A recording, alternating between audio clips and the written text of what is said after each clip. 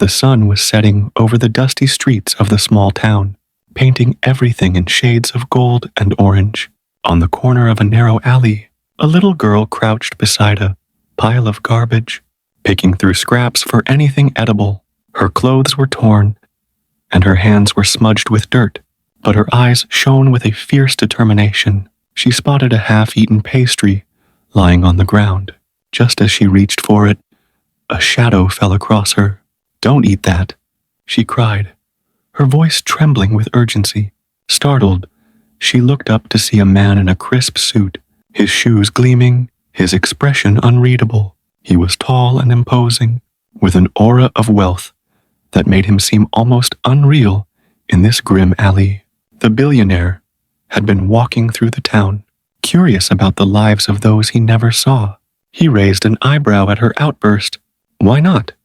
he asked, a hint of amusement in his voice. "It's dirty.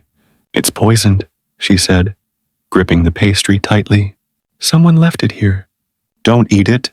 The man laughed softly, shaking his head. "Are you telling me a stranger in the alley has poisoned this for me?" She looked down, unsure if he would take her seriously.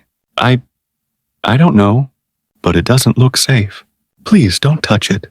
The billionaire studied her for a long moment, amused and skeptical. Then he smiled faintly, and with a casual flick of his hand, picked up the pastry. He inspected it carefully, turning it in the fading light. The girl's heart pounded in her chest, fearing he might eat it anyway. Finally, he set it down. "You're right," he said quietly, almost to himself. "I wouldn't have believed it unless I saw it." Her eyes widened. No one had ever listened to her like that before.